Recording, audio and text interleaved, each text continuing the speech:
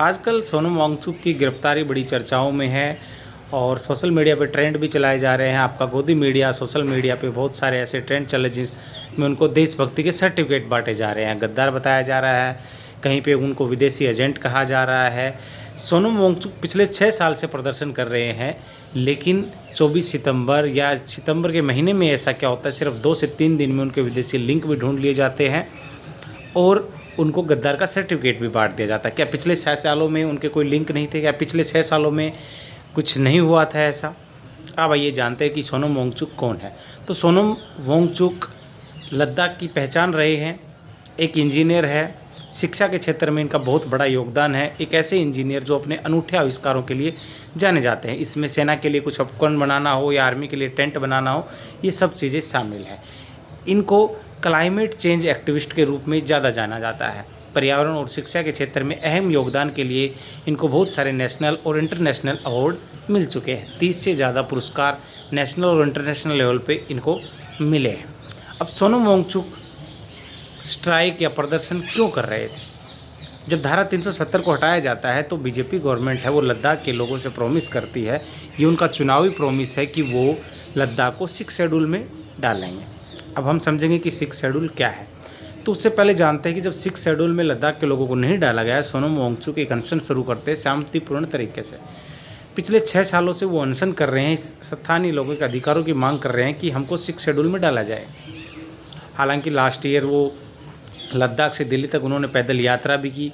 दिल्ली के बाहर उनको गिरफ्तार कर लिया गया, लेकिन जैसे रिहा किया गया वो गांधी जी की समाधि पे गए शांतिपूर्ण तरीके से, और वहाँ से फिर उन्होंने कहा कि वो अपना आंदोलन जारी रखेंगे जब तक लद्दाख को 6 शेड्यूल में शामिल नहीं किया जाता है।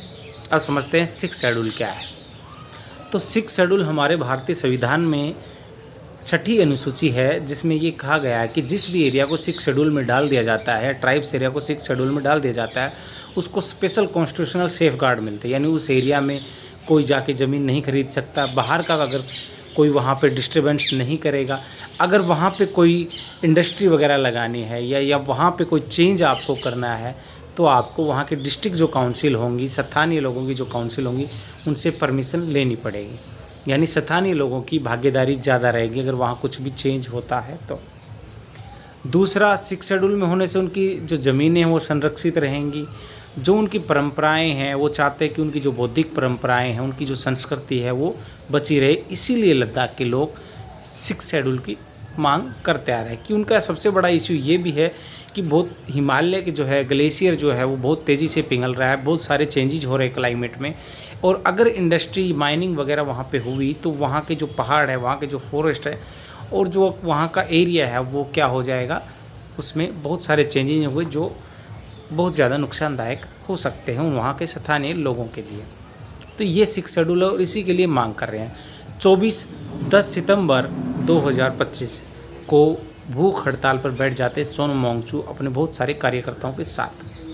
24 सितंबर को एक हिंसा होती है जिसमें 5 लोग मारे जाते हैं, 50 से ज़्यादा घायल होते हैं, और सोनम वांगचुक को NSA के तहत, नेशनल सिक्योरिटी एक्ट के तहत गिरफ्तार करके जोधपुर जेल में डाल दिया जाता है। अब सोनम वांगचुक का कहना है कि हो सकता है मेरी गिरफ्तारी इस देश के लोगों को, पर्यावरण एक्टिविस्टों को ज़्यादा जगह दे, अगर मैं बाहर रहता तो शायद कम जागते। दूसरा, उनका कोट है, वो एक बड़े गांधीवादी सामाजिक कार्यकर्ता भी रहे हैं। उनका मानना है अगर गलत हो रहा है और आप चुप है तो आप भी उन्हीं में शामिल हैं। आपकी चुप्पी है वो कहीं ना कहीं गलत का साथ दे रही है। अब कितना गलत है कितना सही है, सोनम वांगचुक के बारे में जानने की कोशिश कीजिए। अगर आपको वाकई लगता है कि वो सही कर रहे थे और उनके स्थानीय लोगों की मांग करना, सिस्टम के खिलाफ आवाज़ उठाना, सरकार के खिलाफ आवाज़ उठाना देशद्रोह नहीं है, तो आइए उनकी आवाज़ बनिए, लोकतंत्र की आवाज़ बनिए। कमेंट करके हमें ज़रूर बताएं। Thank you.